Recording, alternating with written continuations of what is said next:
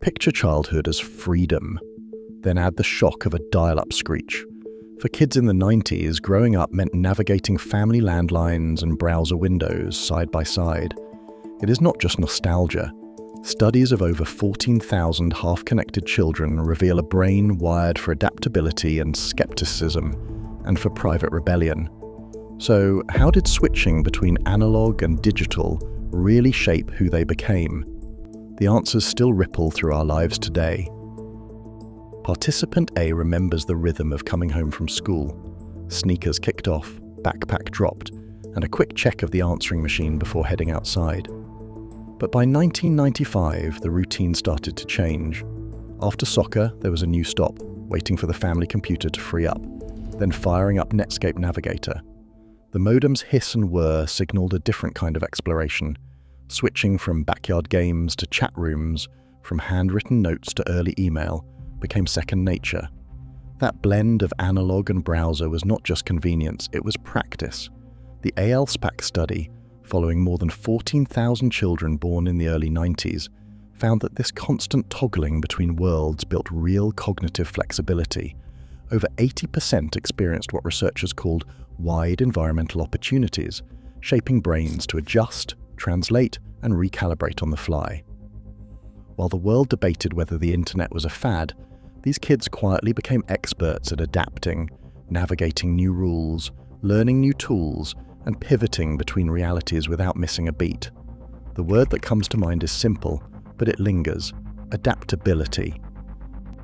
Participant B remembers the choreography of privacy in a house with one landline. Every call was a negotiation. The kitchen phone cord stretched around corners for whispered updates, but anyone could pick up another receiver and listen in. Siblings, parents, sometimes a friend who dialed at the wrong moment. Notes were left beside the phone, messages like "don't answer after 8, waiting for a call from Jamie, please don't pick up, important." Voicemail wasn't just for missed calls, it was a battleground. Participant B tells the story of the infamous Friday night message.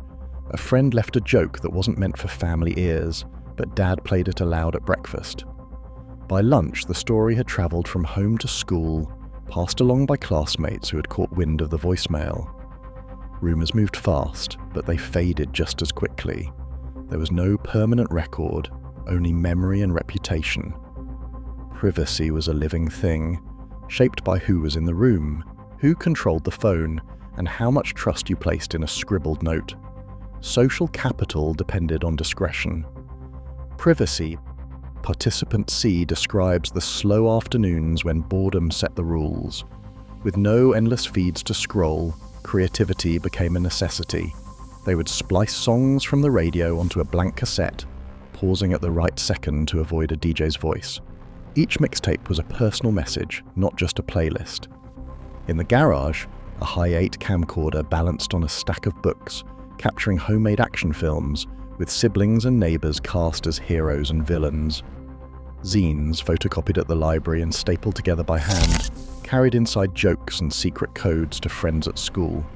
A psychologist from the ALSPAC study notes that unstructured play and analog constraints in the 1990s gave children room to practice executive function, planning, improvising, and following ideas through even when tools were limited.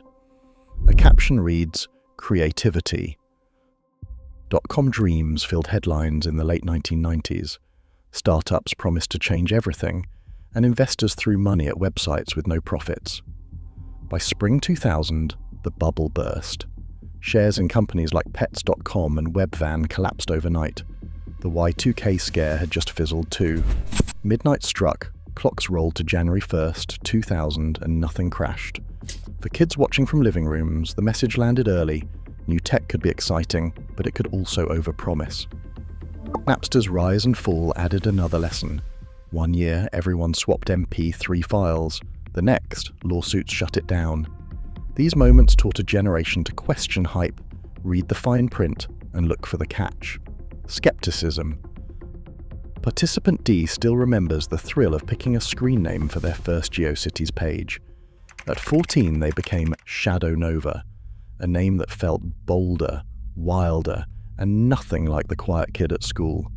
Nights were spent customizing backgrounds, swapping animated GIFs, and writing diary entries that could be as honest or as outrageous as needed, always behind that digital mask. In chat rooms, shadow. Nova could test out jokes, opinions, even friendships with people who knew nothing about the real Dee. But the line between worlds was never absolute. When a chat friend suggested meeting at the mall, the question of what to reveal and what to keep suddenly mattered. Dee describes the nervous walk across the food court, rehearsing what to say if someone recognized them from school. The stakes felt high, but the lesson stuck. You could experiment with identity online, but boundaries, what to share and what to keep, had to be set and defended. These early digital experiments built habits that last into adulthood. Selective sharing, careful self-presentation, and a natural instinct for drawing lines between the public and the private. Boundaries. In a world reshaped by algorithms, adaptability is currency. Those who bridged analog and digital still shape how we question, connect, and create. That mindset matters more than ever. Thanks for watching.